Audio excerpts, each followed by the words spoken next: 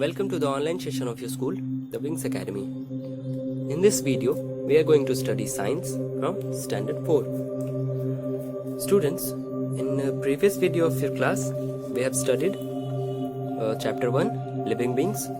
In this video, our topic is Chapter 2, that is How Our Body Works.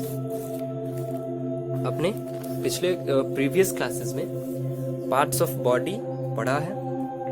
इस video में, इस chapter में हम लोग उन्हीं बॉडी पार्ट्स के फंक्शन के बारे में डिटेल से जानने वाले हैं. So let's begin. Students, you know that our body is covered with skin. Under the skin lie muscles and under the muscles are bones. The bones protect many organs that lie inside the body. You can see some of these organs in this picture. Others are hidden behind the ones you can see.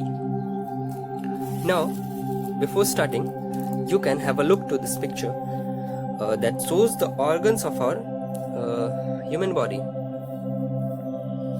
like brain, bone, skin, muscle, liver, heart, lungs, stomach, large intestine and small intestine.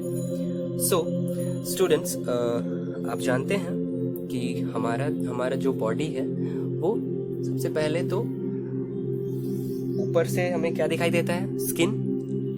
और skin के नीचे क्या होता है? Muscles. Muscles के नीचे bones and bones के नीचे ऑर्गन्स. आगे जब आप फर्दर क्लासेस में जाएंगे, फर्दर चैप्टर्स में जाएंगे, तो मे भी आपको बोन्स के नीचे भी मिले कुछ चीजें. तो इस चैप्टर में हमें बस इतना ही पढ़ना है. आप इस फिगर में देख सकते हैं इस तरह से हमारा बॉडी कवर होता है. जैसे कि सबसे पहला जो परत होता है वो स्किन का होता है, जो कि इस तरह से हमें ऊपर से दिखाई देता है ह्यूमन बॉडी. उसके बाद ह्यूमन बॉडी जो स्किन से कवर होता है, उस स्किन के नीचे क्या होता है? इस तरह से मसल्स. मसल्स के नीचे बोन्स एंड बोन्स के नीचे ऑर्गन्स, जैसे कि brain, liver, heart, lungs, stomach, large intestine and small intestine. अब जैसे कि मैंने कहा कि आपको फर्दर चैप्टर्स में, फर्दर क्लासेस में बोन्स के नीचे भी कुछ ऑर्गन्स पढ़ने को मिले. जैसे कि ये लंग्स है, ये हमें पता है कि बोन्स के नीचे होता है. तो मे बी इस चैप्टर में आपको रेस्पिरेटरी सिस्टम के बारे में पढ़ना हो, आपको डिटेल में, ज़्यादा डिटेल में आपको आगे के क्लासेस में पढ़ने को मिलेगा. हम लोग बढ़ते हैं आगे. आप ये फिगर याद रखेंगे with details. Now, moving forward to organs and organ system. Organs, that is हमारे body parts, अंग, जो कि like brains, heart, lungs, ये सब क्या है?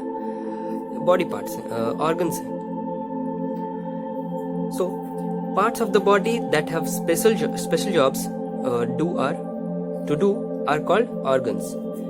वैसे parts, हमारे बॉडी के वैसे पार्ट्स जिनके पास स्पेसिफिक फंक्शन होता है, स्पेसिफिक वर्क होता है करने के लिए, जैसे कि the ears, eyes, tongue, nose and skin are sense organs. ये जो हम सेंस ऑर्गन्स के बारे में जानते होंगे आप, 5 सेंस ऑर्गन्स होते हैं: eyes, ears, tongue, nose and skin. आपको इनके फंक्शन भी पता है.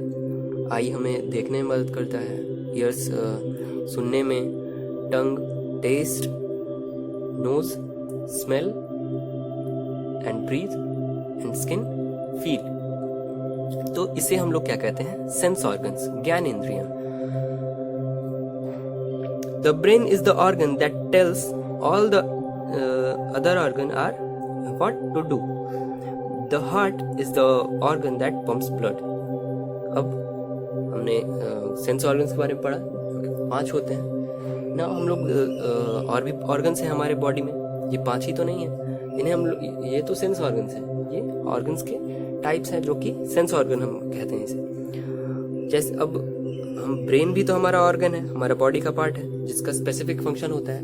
स्पेसिफिक फंक्शन ब्रेन का क्या होता है? तो ब्रेन हमारे पूरे बॉडी को बताता है, हर ऑर्गन को बताता है कि हमें क्या करना है। जैसे कि अगर आप किसी गर्म चीज के पास अगर हाथ ले जाएं तो आपका ब्रेन तुरंत बताता है कि आपको दूर हटाना चाहिए हाथ, और आप हाथ दूर हटाते हैं। और ये काम इतनी तेजी से होता है कि आप उसी समय फील करते हैं, उसी समय आप हाथ पीछे हटाते हैं।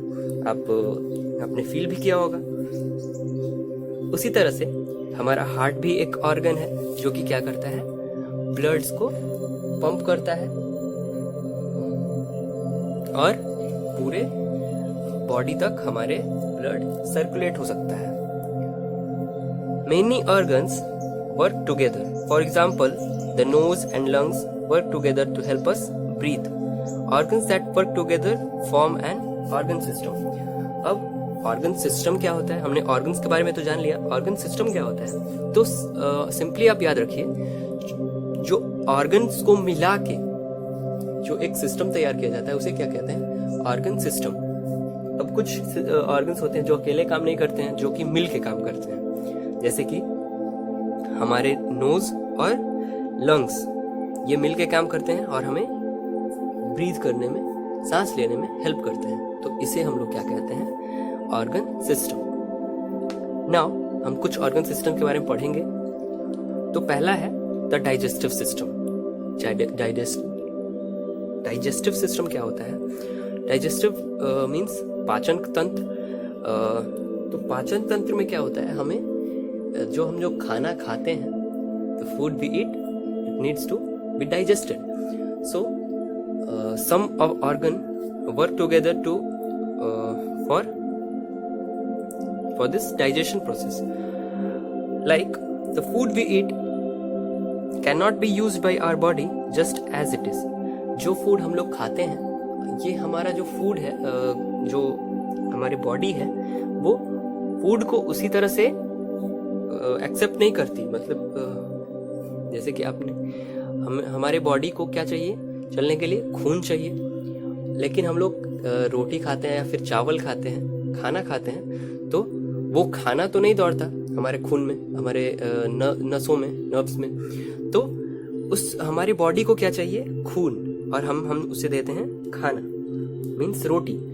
तो अगर हमने रोटी दिया तो उसे खून में चेंज करना होता है, खून में ट्रांसफॉर्म करना होता है। तो ये जो ट्रांसफॉर्मेशन का जो प्रोसेस होता है, ये कुछ ऑर्गन्स मिलके करते हैं। तो उसे हम लोग कहते हैं क्या? Digestive system. अब आप सिंपली ये समझ सकते हैं कि हम जो खाना खाते हैं उसे पचाने में जो मदद करता है, जो वर्क करता है, जो काम करता है, उसे हम कहते हैं डाइजेस्टिव सिस्टम। तो आप ऐसे भी आप पता लगा सकते हैं, जैसे कि डाइजेस्टिव सिस्टम में क्या क्या आ सकते हैं। तो पहले तो मुंह, हमारा माउथ आएगा ही, क्योंकि हम खाते हैं पहले तो अपने माउथ के थ्रू ही। उसके बाद आप ये फिगर देख सकते हैं इसके लिए। So the digestive system is formed using mouth, food pipe, stomach, liver, small intestine and large intestine. तो इस फिगर में आपको ये पता चला कि हमारा डाइजेस्टिव सिस्टम किन किन चीजों से मिलके, किन किन ऑर्गन से मिलके बना होता है। The process by which food changes into a form that the body can absorb is called digestion. अब डाइजेशन क्या होता है? डाइजेशन के लिए आप ये टर्म यूज कर सकते हैं कि वो प्रोसेस जो मैंने अभी बताया कि हमें हमारे बॉडी को रन करने के लिए, एब्जॉर्ब करने के लिए ब्लड चाहिए, ना कि खाना, कोई रोटी। तो और वो ब्लड बनेगा किससे? तो हम जो खाना खाते हैं, तो उसको ट्रांसफॉर्म तो करना ही होगा ब्लड में, क्योंकि एब्जॉर्ब क्या करेगा? ब्लड, हमारी जो बॉडी होगी। तो उसी खाने को ब्लड में ट्रांसफॉर्म करना, वैसे सब्सटेंस में ट्रांसफॉर्म करना जो कि हमारा बॉडी एब्जॉर्ब कर सके, यही कहलाता है डाइजेशन। आप ये टर्म याद कर सकते हैं। Many organs work together to digest the food we eat. So let us see what these organs do. तो अब हम इन ऑर्गन्स के बारे में डिटेल में पढ़ेंगे। पहले आप ये फिगर याद कर सकते हैं। फिगर आप डिटेल के साथ आपको याद करना होगा। बहुत सारे एग्जाम्स में ये फिगर ड्रॉ करने के लिए एज अ डायग्राम आ सकता है, तो आपको ये याद करना होगा। मूविंग फॉरवर्ड, सो हमने पहला जो हमारा काम है वो माउथ से शुरू होता है, डाइजेशन का प्रोसेस जो है। तो हम सबसे पहले पढ़ते हैं माउथ के बारे में। The mouth, digestion starts in the mouth. The teeth break the food into small pieces when we chew. The tongue helps to mix the food with saliva. Saliva is the liquid in the mouth that we generally call spit. It helps to digest food. When we swallow, the pasty food mixed with saliva get pushed into the food pipe. अब हमारा जो mouth है उसके बारे में हम लोग पहले डिटेल में पढ़ते हैं। तो माउथ क्या करता है, हमें अपने खाना, अब सब लोग खाना खाते हैं और सबको पता है कि हम माउथ में डालते हैं, क्या करते हैं, खाने को चबाते हैं। और चबाने में कौन मदद करता है, तो हमारे दांत, हमारे टीथ।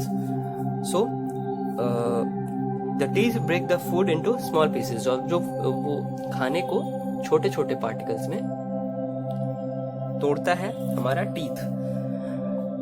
उसके बाद क्या होता है, जब वो फूड टूट जाते हैं छोटे पार्टिकल्स में, तो हमारे माउथ में जो सलाइवा है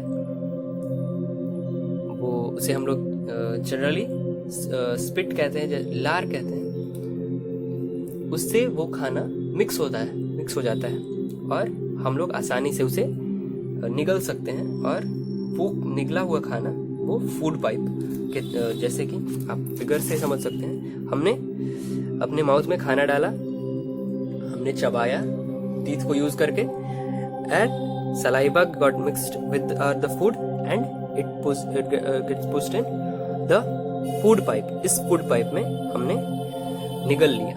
अब ये food pipe के थ्रू ये खाना जो पहुंचेगा हमारे स्टमक में, तो इसके बारे में हम आगे पढ़ेंगे। पहले हम लोग पढ़ते हैं, पहले हम लोग माउथ का ये फिगर देख सकते हैं इस तरह से। तो अब हमारा माउथ इसी तरह का होता है, ये अपर लिप्स और ये लोअर लिप्स, और इसके अंदर टीथ और ये टंग। नाउ टीथ भी 4 तरह के होते हैं, आपने देखा भी होगा। आपके दांत आप शीशे में देख के आप कंपेयर कर सकते हैं, सभी दांत एक तरह के नहीं होंगे। तो 4 तरह के दांत कौन कौन से होते हैं, canine, incisors, premolars and molars. ये यही 4 तरह के दांत होते हैं। अब यहाँ पे आपके लिए कुछ क्वेश्चंस हैं, आप अपने टीथ गिन सकते हैं। टीथ गिन के यहाँ पे आप लिख सकते हैं, I have blanks teeth, means एक बार नीचे के दांत और एक बार ऊपर के दांत। तो जितने नीचे के दांत होंगे उतने ही ऊपर के दांत होंगे। तो नीचे के दांत गिन लीजिए और उसे 2 से मल्टीप्लाई कर दीजिए और उतने ही टीथ आपके होंगे। तो आप यहाँ पे अपने दांत गिन के और भर सकते हैं।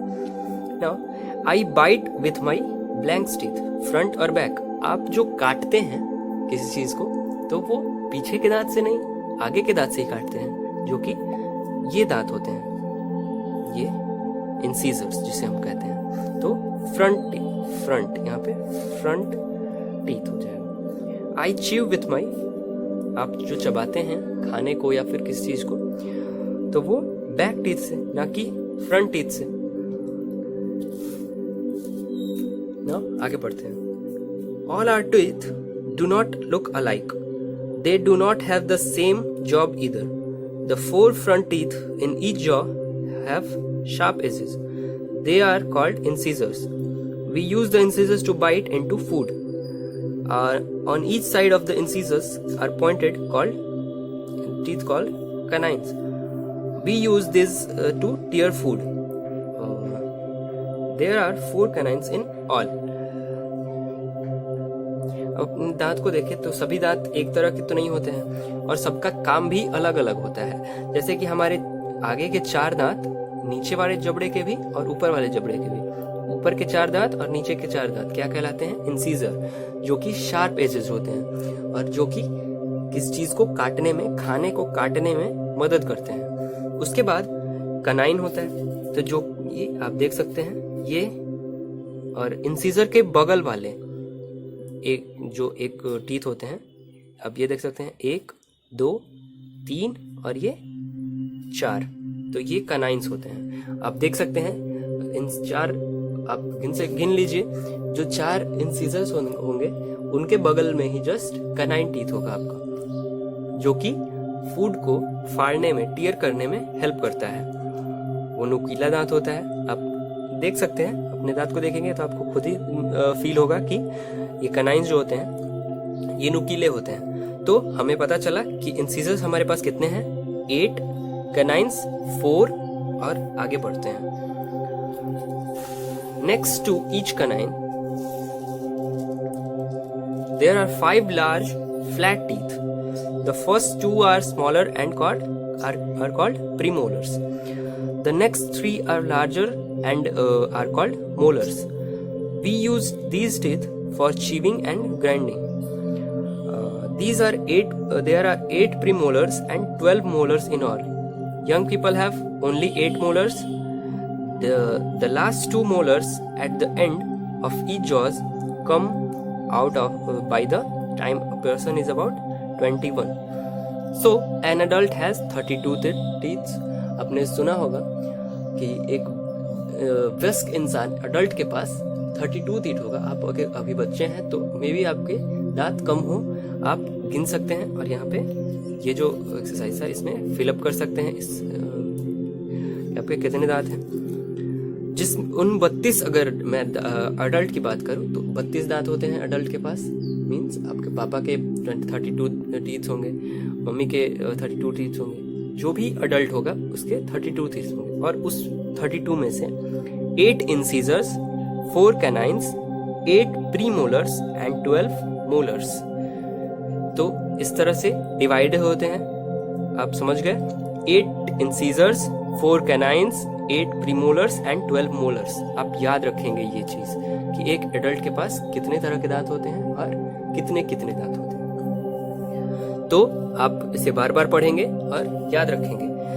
अब जो बच्चे होते हैं उनके पास 8 मोलर्स ही होते हैं। यहाँ पे जो 12 मोलर्स होते हैं, तो बच्चों के पास यूजुअली 8 मोलर्स पहले आते हैं। बाद में जो 4 मोलर्स बच जाते हैं वो टीथ आते हैं जब वो बच्चा 21 साल का हो जाता है। तो 21 साल के बाद वो जो 4 मोलर्स बच जाते हैं वो आते हैं। Babies are born without teeth. That is why they have only milk teeth. Teeth start growing out of the gums when a baby is about 6 months old. By the age of 3, a child has 20 teeth. These teeth are called milk teeth. Milk teeth start falling when a child is about 6. The teeth that grow in their place are called permanent teeth. आपने देखा होगा बच्चे जो पैदा होते हैं उनके तो दांत नहीं होते हैं, वो बगैर दांत के पैदा होते हैं। और जो उनके दांत होते हैं वो जॉज से, जब वो बच्चा 6 महीने का हो जाता है तो वो दांत आना शुरू होता है। और जब 3 साल का हो जाता है तो उस बच्चे के अराउंड 20 टीथ्स, मीन्स 10 नीचे और 10 ऊपर टीथ्स आने लगते हैं, जिसे हम लोग कहते हैं दूध के दांत और या फिर मिल्क टीथ। और वो मिल्क टीथ टूटते भी हैं, दूध के दांत टूटते भी हैं। और जब वो बच्चा 6 या 7 साल का हो जाता है तो 6 या 7 साल के होने तक वो दांत गिर जाते हैं जो दूध के दांत होते हैं, और फिर उस जगह पे परमानेंट टीथ आते हैं जो कि बुढ़ापे तक चलते हैं। नाउ हमने माउस के बारे में पढ़ लिया, अब हम लोग पढ़ते हैं स्टमक के बारे में, जो कि हमने फिगर में पढ़ा था कि माउस के बाद वो फूड पाइप में खाना जाता है और उसके बाद स्टमक में। तो स्टमक के बारे में पढ़ते हैं। From the mouth the food gets pushed into the food pipe and then down it goes into the stomach. The stomach is like a J-shaped bag. When food reaches the stomach contracts and relaxes gently. आप देख सकते हैं ये जो हमारा stomach होता है ये J-shaped, आप देख सकते हैं ये J लिखा हुआ है, कह सकते हैं J-shaped बैग होता है, एक थैली होता है जो कि J-shaped होता है। और वो जो फूड पाइप में हमारा खाना जाता है उसके थ्रू ये हमारा खाना हमारे पेट में पहुंचता है। तो हमारा जब वो खाना पहुंचता है तो हमारा जो पेट होता है वो सिकुड़ने लगता है और फिर रिलैक्स हो जाता है।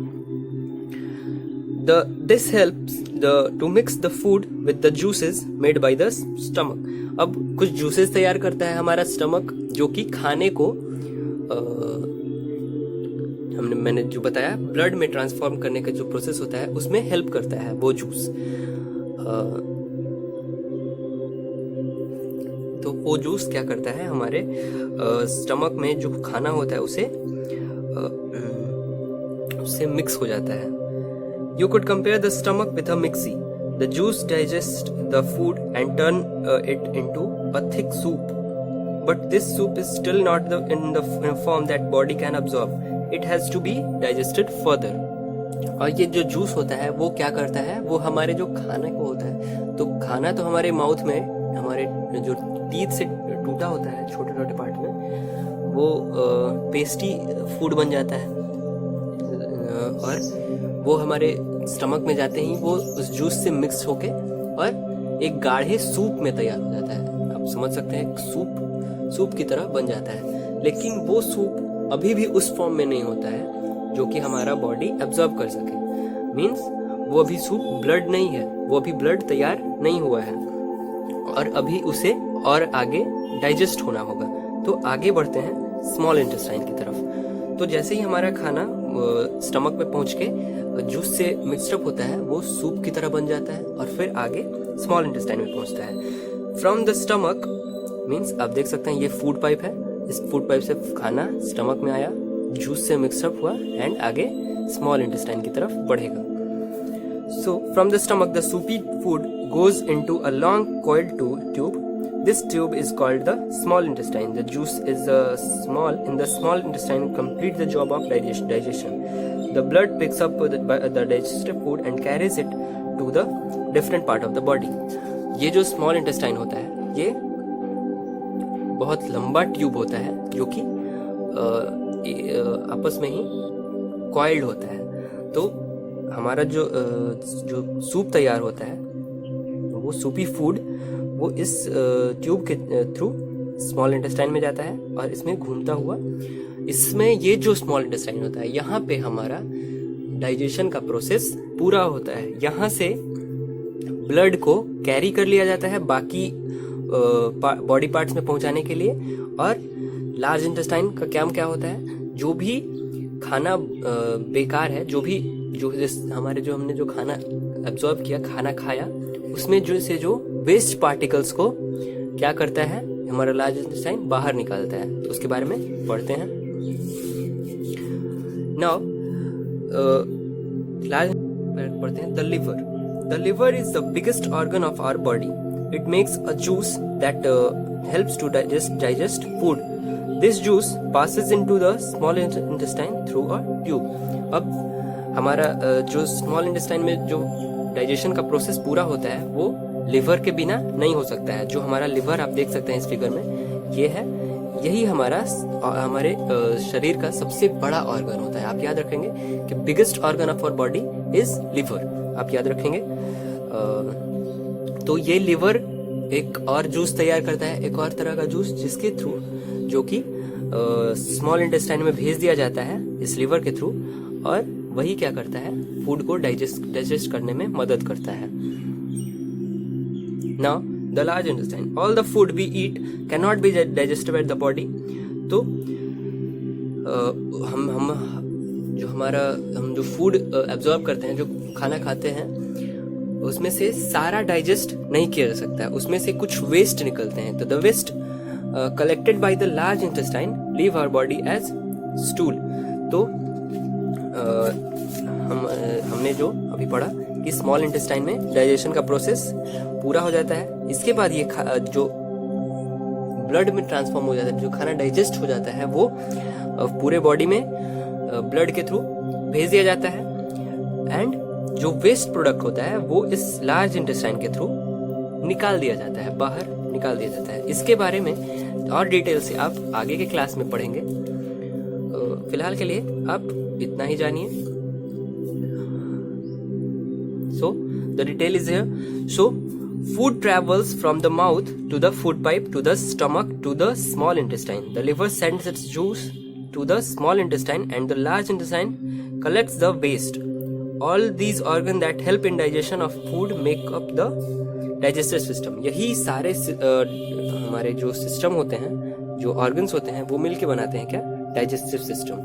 नाउ द रेस्पिरेटरी सिस्टम, हमारा श्वसन तंत्र. सो आप फिगर देख सकते हैं कि हमने नाक से हवा खींचा, वो विंड पाइप के थ्रू लंग्स में पहुंचता है और लंग्स ऑक्सीजन प्योरीफाई करके हमारे पूरे बॉडी तक पहुंचाता है. और वो ऑक्सीजन क्या होता है? ब्लड से मिक्स हो जाता है. इसके बारे में हम लोग डिटेल में पढ़ते हैं. What happens to the digested food carried to different parts of the body by the blood? It combines with oxygen from the air we breathe. अब वो हमने जो खाना जो डाइजेस्ट किया, वो डाइजेस्टेड फूड का क्या होता है अब? तो वो अब ऑक्सीजन के साथ मिक्स हो जाता है. तो वही ऑक्सीजन जो हम ब्रीथ करते हैं. तो ब्रीथिंग के लिए एक रेस्पिरेटरी सिस्टम होना जरूरी है. रेस्पिरेटरी सिस्टम में क्या होता है? ये भी बहुत कुछ ऑर्गन्स मिलके ये रेस्पिरेटरी सिस्टम क्रिएट करते हैं, जैसे कि nose, wind pipe and lungs.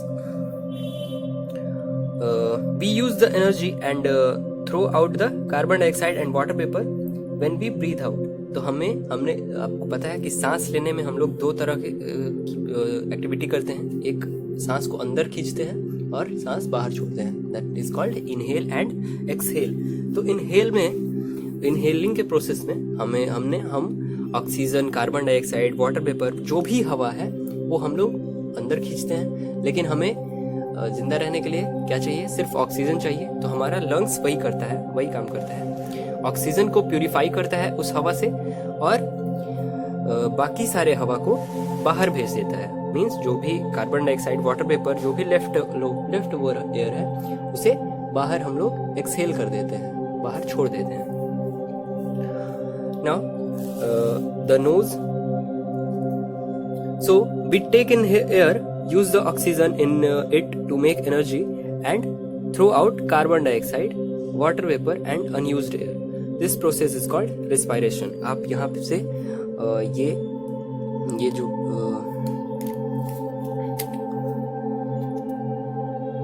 ये जो टर्म है आप याद रख सकते हैं. What is respiration? Now the nose. Air enters the nose through the nostrils when we inhale, breathe in. The sticky substance thing inside the nose is called mucus. Mucus and the hair inside the nose acts like a filter. They trap dust and other harmful things and clean the air we inhale. हमारा नाक, आपने देखा होगा कि नाक में दो nostrils होते हैं जिसके थ्रू हम लोग एयर को इनहेल करते हैं, ब्रीथ इन करते हैं. मीन्स हम लोग सांस अंदर खींचते हैं. तो अंदर जब खींचते हैं तो हम नाक के अंदर हमारे छोटे छोटे बाल होते हैं और बलगम होता है जिसे हम लोग म्यूकस कहते हैं. तो ये म्यूकस और हेयर्स, नोजी हेयर्स, ये फिल्टर का काम करते हैं और जो भी डस्ट पार्टिकल्स होते हैं वो इन्हीं एयर म्यूकस और हेयर में फंस जाते हैं, चिपक जाते हैं, जो कि अंदर हमारे लंग्स तक नहीं पहुंच पाते हैं. सो ये जो म्यूकस और हेयर होते हैं नोज में, ये क्या करते हैं? डस्ट ट्रैप करते हैं और भी बहुत सारी चीजें जो हवा में मौजूद है, हार्मफुल जो है हमारे बॉडी के लिए, उसे बाहर ही रोक के रखते हैं और हम फ्रेश एयर अंदर खींच पाते हैं, इनहेल कर पाते हैं. Now the wind pipe. Air passes into the wind pipe from the nose. The wind pipe divided into two branches. These branch carry air from the wind pipe into the lungs. ये जो wind pipe होता है हमारे जब हम लोग सांस नाक से लेते हैं, हवा खींचते हैं, वो wind pipe से थ्रू lungs तक पहुंचता है. और ये wind pipe दो branches में डिवाइड होता है. So ये जो branches होते हैं ये विंड पाइप से नाक से लंग्स तक हवा को पहुंचाते हैं. The lungs are like spongy bags. They have tiny pockets which fill up fill up with air when we inhale. Blood picks up oxygen from the air in the lungs and carries it to all parts of the body. Oxygen combines with food in each of these parts to form energy, carbon dioxide and water vapor. Then blood carries carbon dioxide and water vapor to the lungs. Lungs क्या होता है? Lungs हमें पता है फेफड़े कहते हैं, जो कि स्पंजी बैग्स होते हैं. अपने स्पंज देखा होगा, उसी तरह के ये बड़े बड़े बैग्स होते हैं जिसमें थैले बैग्स पॉकेट होते हैं. तो आप देख सकते हैं जब आप इनहेल करते हैं, सांस अंदर खींचते हैं, तो हमारा लंग्स जो है वो फैल जाता है क्योंकि उसमें हवा भर जाता है. फिर हम लोग जब एक्सहेल करते हैं, सांस बाहर छोड़ते हैं, तो फिर जो लंग्स होता है वो अपने नॉर्मल पोजीशन में आ जाता है. जब हवा उसमें से निकल जाती है तो वो वापस उसी अपने शेप में आ जाता है. और ये प्रोसेस हमेशा चलता रहता है. हम लोग सोए हों या फिर जो भी करते हो, जो भी कर रहे हो, ये प्रोसेस सांस तो लेना हमेशा चलता रहेगा. तो ये प्रोसेस एक्सट्रैक्ट करना एंड रिलैक्स करना लंग्स का, ये हमेशा चलता रहता है.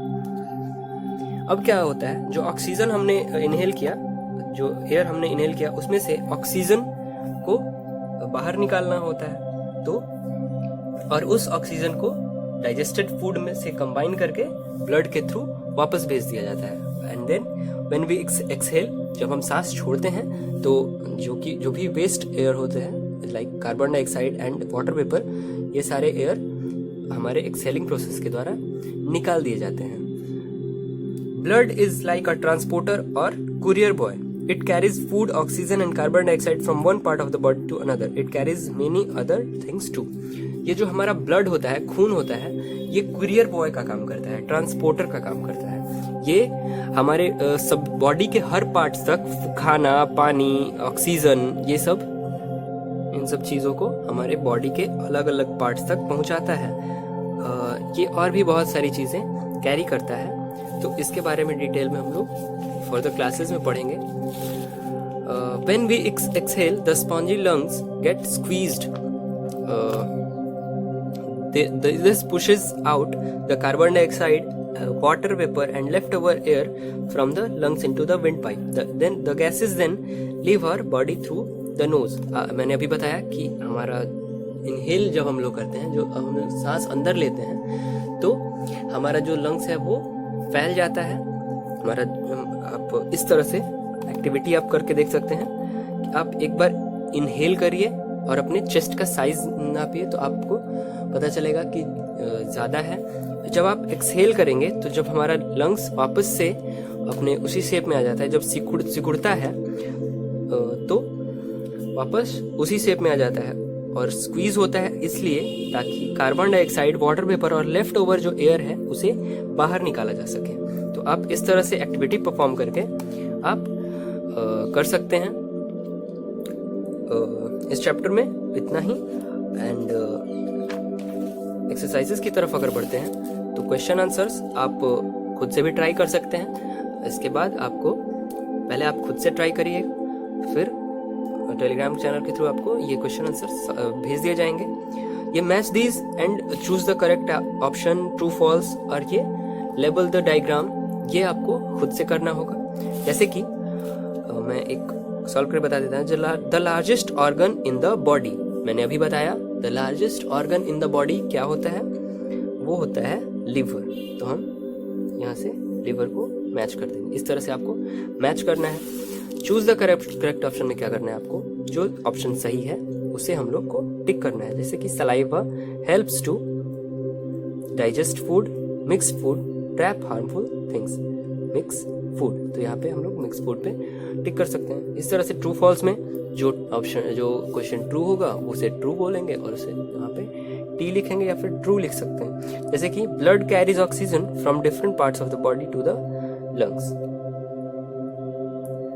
The mucus in the nose traps dust. Blood picks up digested food from the small intestine. इस तरह से आप पढ़ेंगे और जो भी सही होगा उसे वहाँ पे ट्रू और जो भी गलत होगा वहाँ पे false. Label the diagram, label the organs. यहाँ पे इस ऑर्गन को क्या बोलते हैं, तो फूड पाइप. ये डाइजेस्टिव सिस्टम का डायग्राम है, तो उसी तरह से आप इसे लेबल कर सकते हैं. इस वीडियो में इतना ही। अगले वीडियो में अगला चैप्टर देखेंगे। That's all, thank you very much.